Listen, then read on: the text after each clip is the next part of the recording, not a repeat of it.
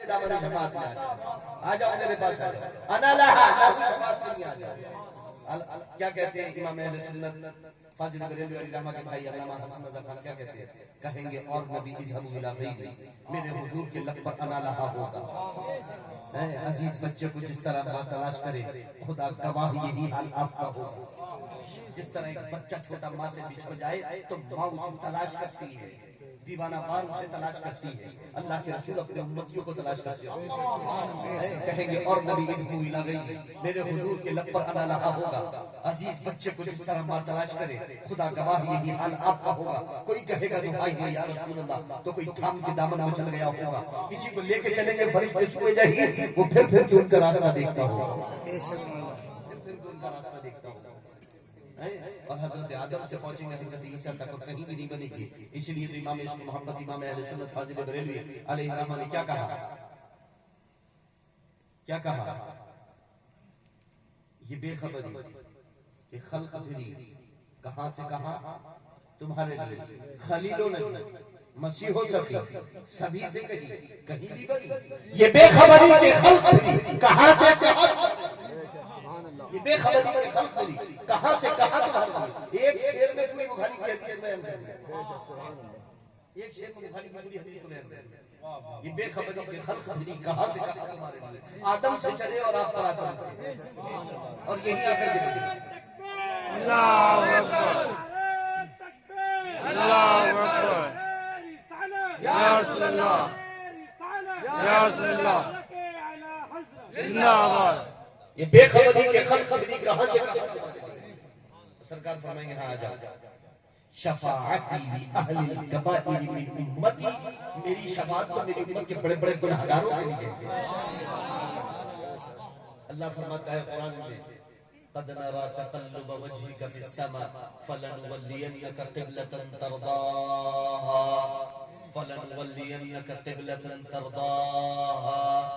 اس آیت کو سینکڑوں بار پڑھو تاکہ وہابی کی جان پر قیامت بن جائے. قد نرى تقلب وجهك في السماء فلنولينك قبلة ترضاها. اے محبوب قد نرى تقلب وجهك في السماء، آسمان کی طرف چہرہ اٹھا کر دیکھنے کو ہم دیکھ رہے ہیں. آپ جو چہرہ اٹھا کر کے الٹا کر کے آسمان کی طرف دیکھ رہے ہیں نا، آپ کی اس ادا کو ہم دیکھ رہے ہیں. قد نرى تقلب وجهك في السماء فلنولينك قبلة ترضاها. 16 یا 17 مہینے تک بیت المقدس کی طرف نماز ہوتی رہی، قبلہ بیت المقدس رہا. اللہ کے رسول کی خواہش تھی کہ قبلہ کعبہ بنے، قبلہ جو ہے وہ کعبہ بنے. سرکار کی خواہش تھی، سرکار کی رضا اس میں تھی کہ قبلہ جو ہے وہ خانہ کعبہ بنے. قرآن کیا کہہ رہا ہے؟ فَلَنُوَلِّيَنَّكَ قِبْلَةً تَرْضَاهَا. ہم اسی طرف آپ کو پھیر رہے ہیں کہ جس طرف آپ کی رضا ہے. فَلَنُوَلِّيَنَّكَ قِبْلَةً تَرْضَاهَا. اے محبوب جو آپ کی رضا، قبلہ وہی ہے.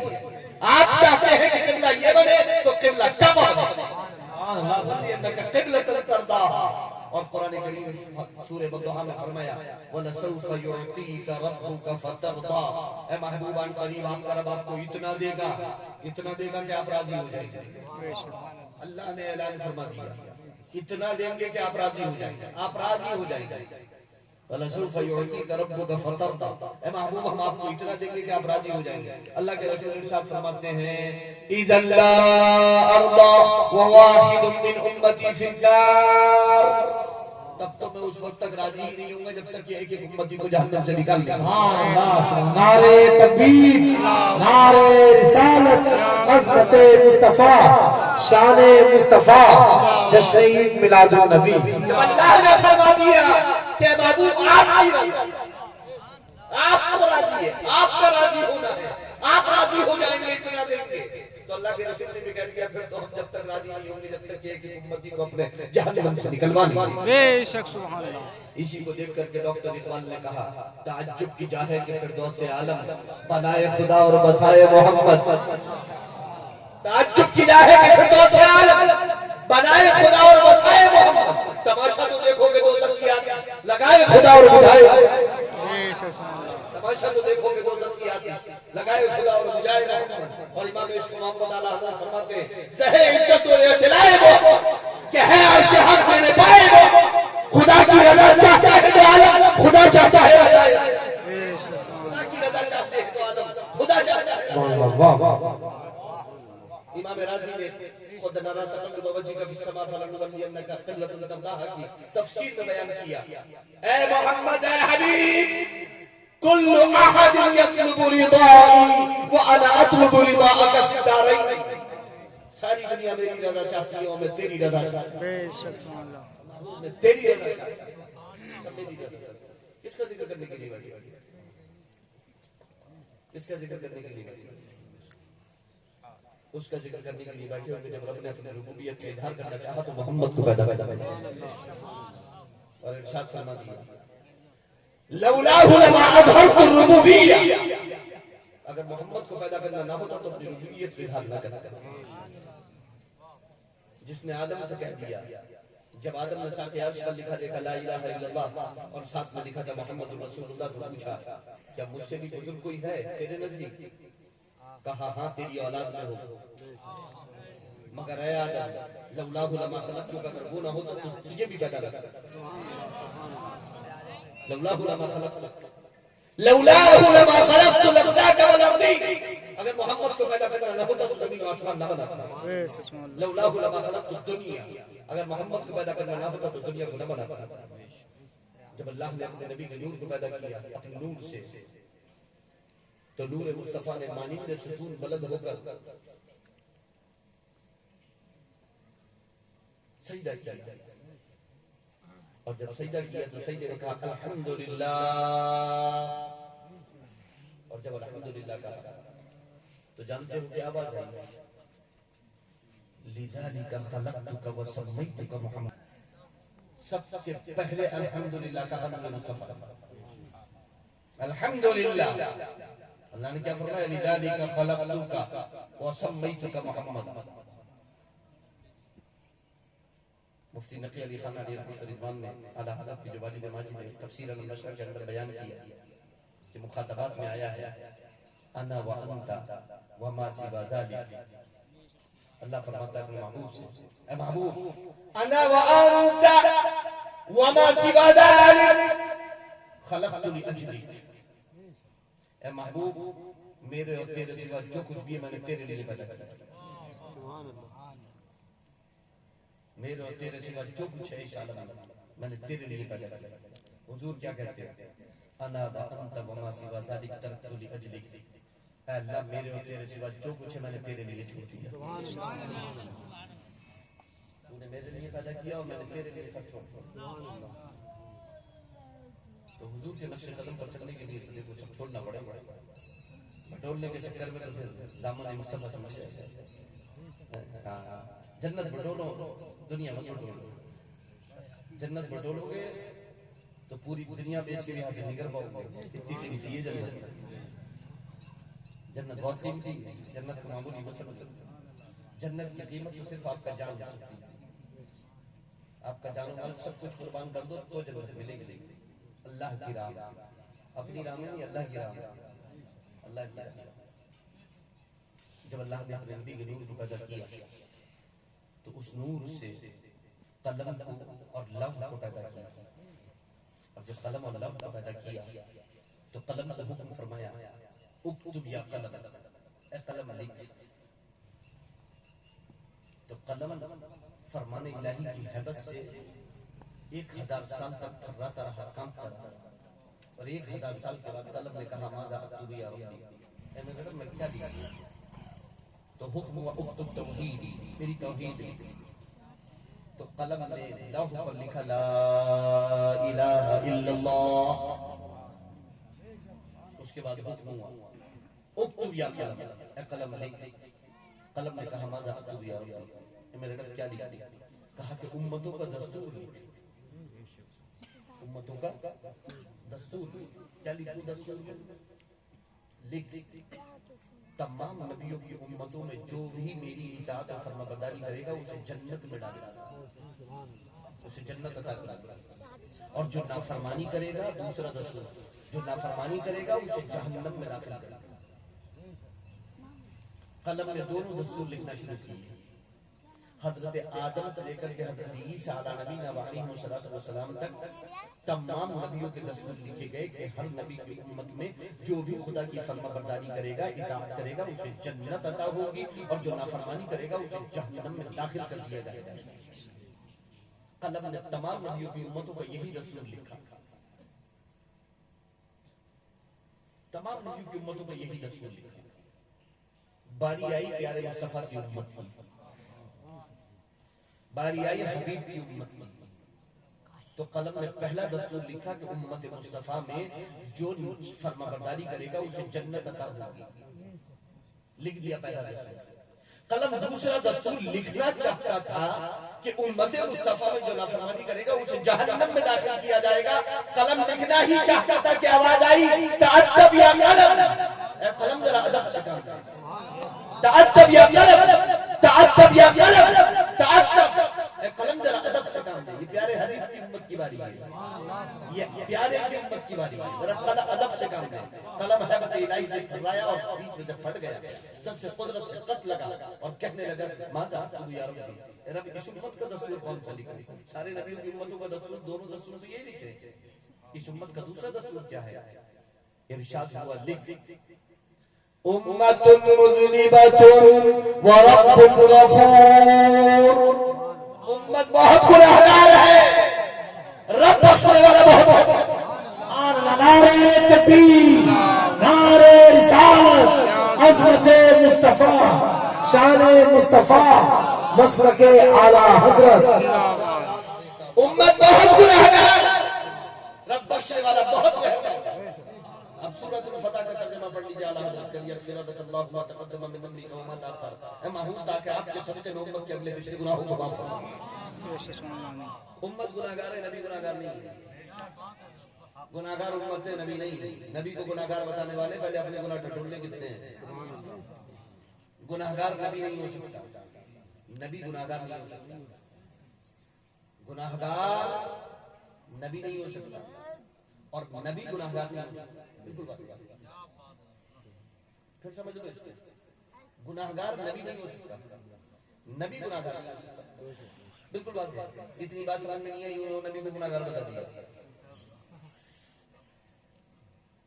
بالکل بات ہے، امت مذنبۃ ورب غفور، امت بہت گناہگار، امت تو واقعی گناہگار ہے۔ کیا ہم میں سے ہر ایک کو اپنے گناہوں کا احساس نہیں ہے؟ کیا ہم میں سے ہر ایک کو یقین نہیں ہے اس بات کا کہ ہم گناہوں میں ڈوبے ہوئے ہیں؟ کیا ہم میں سے ہر ایک کو یہ احساس نہیں ہے کہ ہم رات و دن میں کتنے گناہ کرتے ہیں اور خدا کی کتنی نافرمانیاں کرتے ہیں؟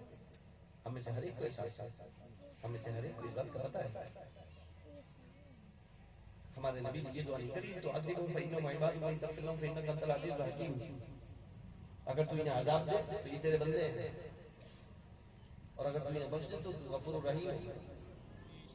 اللہ کے رسول فرماتے ہیں ہر نبی کو ایک دعوت دی گئی، ایک دعا دی گئی جو قبول ہی ہونا تھی، دعائیں مستجاب دی گئی۔ ہر نبی نے جلدی کی اس دعا میں نے جلدی نہیں کی، میں نے اپنی امت کے لیے اٹھا کے رکھی، میں نے اپنی امت کے لیے اٹھا کے رکھی، میں نے صرف دنیا میں نہیں، حضور قیامت کے دن بھی ہمیں نہیں بھولے۔ اچھا حضور آئے کیوں آئے ہوئے؟ کیوں آئے؟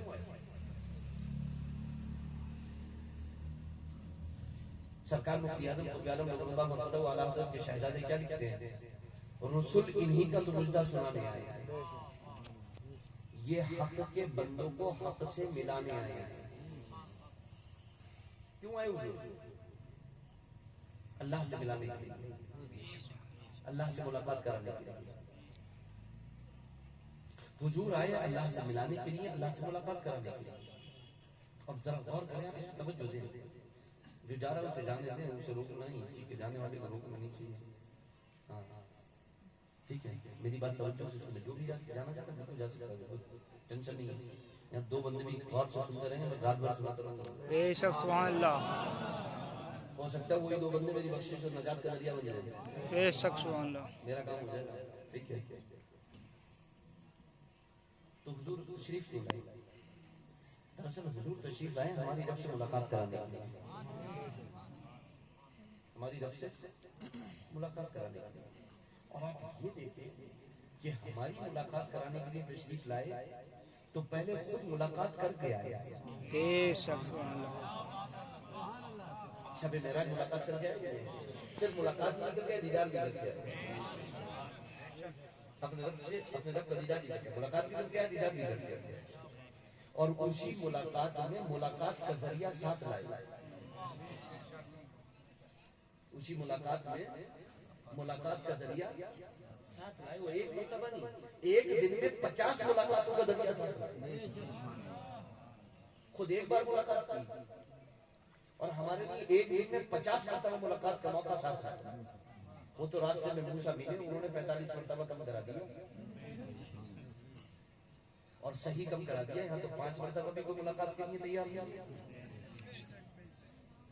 حقیقت یہ ہے ابھی کچھ نہیں ہے. ابھی زمین کے اوپر ہونا, زمین کے نیچے پتہ چلے گا کہ کیا ہے. ساری ہنسی رائے گزرتی ہے, واقعی بات بتا رہا ہوں. مسئلے الگ ہے, قرآن نہیں پڑھا ہے نا, اس نے ٹینشن نہیں مسلمانوں. جس دن مسلمان رہل کر کے قرآن ترجمہ کے ساتھ پڑھ لیں گے نا تو پانی گرے, خون کی آنکھیں ہوئیں گے. اپنے گناہوں پر اتنا روئیں گے کہ اپنے آپ کو ختم کر لیں گے روتے روتے. اتنے نادم و شرمندہ ہوں گے اپنے اعمال پر کہ رو رو کے ختم کر لیں گے اپنے آپ کو. جس دن یہ پتا ہوگا کہ جا کہاں رہے, سفر کہاں کا ہے, جس دن یہ پتا ہوگا کہ کس سے ملاقات ہو رہی ہے, کہاں جا رہے ہیں, ملنا کس سے, ملاقات کس سے کرنی ہے, اللہ سے ملاقات کرنے کے لیے جا رہے ہیں. یہ سفر چل رہا ہے ہمارا, یہ ہمارا 60 سال کا سفر ہے, یہ ہمارا 40 سال کا 50 سال کا سفر ہے. اور سفر ایک نہ ایک دن ختم ہونا ہے, یہ سب جانتے ہیں. سفر ایک نہ ایک دن پورا ہونا سب جانتے ہیں, سب کو معلوم ہے یہ سفر پورا ہونا ہے, منزل ہے. اور سامنے 2 ہی منزل ہے, یا تو جنت یا جہنم. یہ طے کرنا ہے کہ جانا کدھر ہے. تو حضور تو ایک ملاقات میں 5 ملاقاتوں کا موقع ساتھ میں لے کر کے آئے اور ثواب میں اسی 50 کے برابر ہے. 5 ملاقاتوں کا موقع ساتھ میں لائے, اور صرف ملاقاتوں کا موقع ساتھ میں نہیں لائے, ملاقاتوں کا وقت بھی پوچھ کے آئے کہ وقت کون سا ہے ملاقات کا. وقت اپنے پاس سے نہیں بتایا, پوچھ کے آئے. ان الصلاة كانت على المؤمنين كتابا موقوتا. بے شک نماز مسلمانوں پر مقررہ وقتوں میں, ان وقتوں میں جو اللہ نے مقرر کی. وقت بھی اللہ نے بتایا کہ کس وقت میں ملاقات ہوگی, جگہ بھی اللہ نے بتائی کہ کہاں ملاقات ہوگی. ہمت ہو دل کرے محلے کی مسجد میں چلے جاؤ, اور ہمت ہو تو خانے کعبہ آ جاؤ, بے شک سبحان اللہ. حرم میں آ کے ملاقات کر لو. اور اگر بہت زیادہ قریب سے ملاقات کرنی ہو تو سجدے میں چلے جاؤ, سب سے زیادہ قریب وہی پاؤ, سب سے زیادہ قرب وہی ملے گا. سب سے زیادہ قرب میرا وہی ملے گا. سجدہ کرو, قریب ہو جاؤ رب کے, ملاقات کرو. اور صرف اتنا ہی نہیں, ملاقاتوں کے لیے صرف 5 موقع نہیں لائے, باقاعدہ 5 مرتبہ اعلان بھی ساتھ لائے. بے شک سبحان اللہ. کہ 5 مرتبہ اعلان ہوگا کہ بھائی ملاقات کا وقت آ چکا ہے, آ جاؤ. دربار الہی کھل چکا ہے, آ جاؤ. باب اجابت کھل چکا ہے, آ جاؤ. باب دعا کھل چکا ہے, آ جاؤ. باب رحمت کھل چکا ہے, آ جاؤ. باب مغفرت کھل چکا ہے, آ جاؤ. باب رزق کھل چکا ہے, آ جاؤ. دروازے کھل چکے, آ جاؤ, آ جاؤ. اور یہ کہتے ہوئے گھسوں کے رحمت کے دروازوں کو کھول دے. اللہم افتح لی ابواب رحمتک, اللہ رحمتوں کے دروازوں کو کھول دے. دعا کرتے ہوئے گھسوں کے, یا الہی رحمتوں کے دروازے بھی کھول دے. ہم داخل ہو گئے اور رحمتوں کے دروازے کھول دے. اور حضور فرماتے ہیں کہ صرف دروازے کھلتے نہیں ہیں رحمت, تو واجب الرحمت, رحمت الہی اپنے گھیرے میں لے لیتی ہے بندے کو. صرف دروازے نہیں کھلتے رحمت کے, بلکہ بندہ رحمت میں نہاتا ہوتا ہے. رحمت کی برکھا برسی ہوتی ہے اور بندہ نہاتا ہوتا ہے, اور رحمت الہی میں ڈوبا ہوا ہوتا ہے. اور جانتے ہو کیا منظر ہوتا ہے جب قرآن کی تلاوت کرتا ہے نا اللہ کے گھر میں داخل ہونے کے بعد تو فرشتے اپنے پروں سے ڈھانپ لیتے ہیں، آسمان تک چھا جاتے ہیں، اتنے فرشتے ہوتے ہیں، سکینہ نازل ہوتا ہے، رحمتیں اترتی ہوتی ہیں،